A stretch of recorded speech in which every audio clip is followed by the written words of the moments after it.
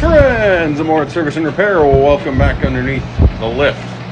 We got a Cub Cadet 3000 series tractor up on the lift. Oh, they don't make them like this anymore. You got the big old beefy Kohler command engine. That's always a good start. This exhaust system right here, for those of you who don't know, it makes these Kohlers sound like a Harley Davidson. I love these mufflers on this thing, but it's just beefy frame rails. Again, 3000 series, so you got hydrostatic, just about hydraulic, hydrostatic everything, including the barking spider. And just look at the size of the tires. Wow, 24 10.5 by 12s. Holy buckets. Well, look at this. So your bog standard shaft driven hydrostatic trans, but we got hydraulic deck lift. Is that for that ram right there? All the tubes, hydraulic steering. What's the customer bringing in here for? Well, if you look closely, got a little bit of a leak on it. But customer first thought that it was just the little oil drain right there, and it definitely was loose, according to his friend that came over and tightened it down. And apparently he tightened it like there was like half an inch of thread hanging out. It's a miracle it didn't start just like empty the block onto the floor there. But so we're probably going to have to pull this engine off, because like the Cub Cadet that I was working on earlier, which was a GT 2550, that one had blowed head gaskets, and that one was leaking oil down the PTO side of the block. And so if we come underneath here, so it was leaking oil down that part of the block right there. This one, I am having a tough time without pulling the engine, finding out where the oil is coming from. Now you can see when you clean your, that's somewhat better, but you can see there is definitely been some oil dripping down here, some focus somewhere. And obviously my job is to find out where it is coming from. Now, when I had it idling in right outside the shop here, I only was able to get oil to kind of appear towards this side of the engine over here.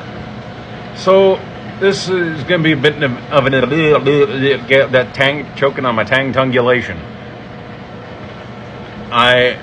This is going to be an adventure trying to figure out where this oil leak is coming from. If I had to venture a guess, I am going to guess right off the hop that we are dealing with a crankshaft seal, or we have a blown head gasket. But I don't think it's head gasket, because the oil leaking, at least from what I can tell, does not look like it was from that high up on the engine. So I think we have no other choice than to pull the engine and see what we're working with here.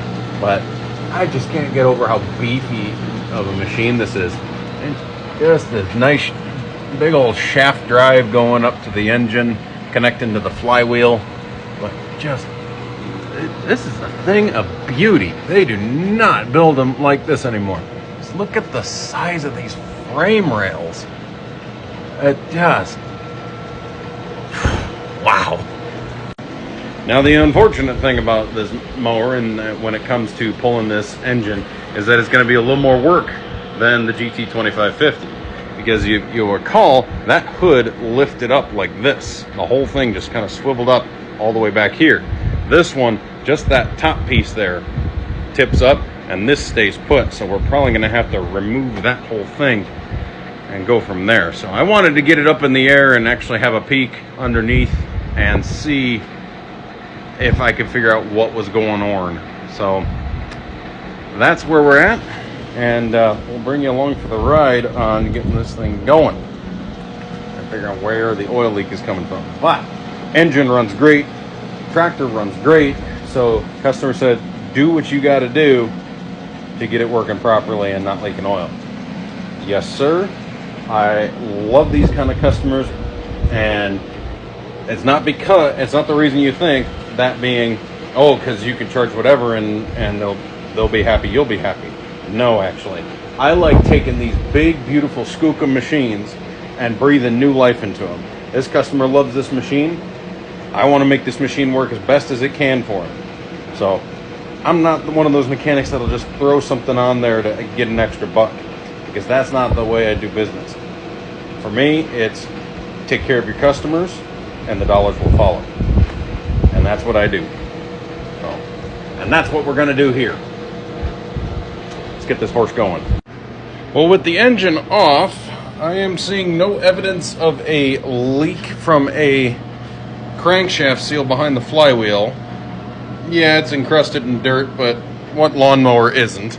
I am pretty certain that since the customer already told me about how they tightened this up a bunch, and the fact that we come over to the over the engine platform and there's just a bunch of oil all over that side of the platform, I'd be willing to bet that our oil leak was in fact coming from here, since the customer told me that it was coming from there to begin with.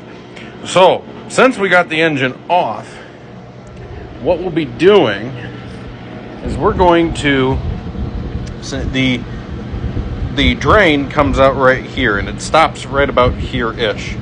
We're going to extend that out to about here-ish and then 90-degree it down. So basically that'll make it so the customer will have a much easier time doing oil changes on this, since he's been doing this himself the whole time.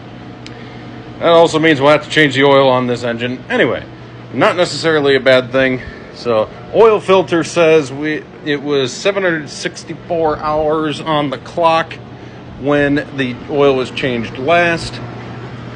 We are, okay, we've got about 20 hours on this batch of oil. It's 781. So not a whole heck of a lot of hours on this oil change. It doesn't hurt, especially when we've torn it open-ish like this. And also, just for bits and pickles, I want to hear this thing straight piped. I feel like it's going to be loud, but once we put her all back together, I definitely want to hear it straight piped before I put the muffler back on. That's just going to be fun. So, and for those of you curious, this is how our shaft drive mechanism. Whoa, you can't see anything. Hey, so much better. I don't have grease and schmoo all over the cameras, but that's framing.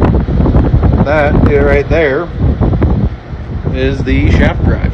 So that connects to yonder flywheel right there. Those 4 bolts. If you'd frame, you Fruit Loop, pay attention to what you're doing. But yeah, so this engine seems to be in pretty darn good shape, especially with 700 hours on it, or almost 800 hours on it. Let's keep it that way, especially because you don't get a lawn tractor, like I said earlier in this video, you don't get a lawn tractor that is this robustly built for less than like $6-7 grand nowadays. It's just obscene how expensive things are. So we're going to clean this guy up, get some plumbing bits and bobs, and put this engine back on. That's where we're at. I'll bring it back in a second. So we got her mounted back up. I have to show you guys this thing running straight pipe. This is awesome.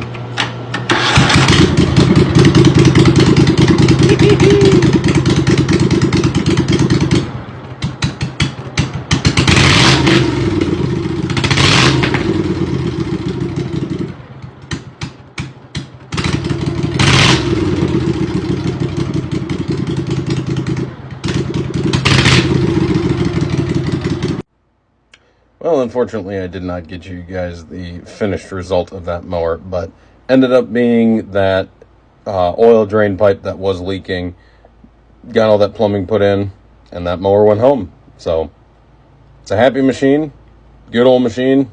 Glad we could keep it running. Thanks for watching. We'll catch you on the next one.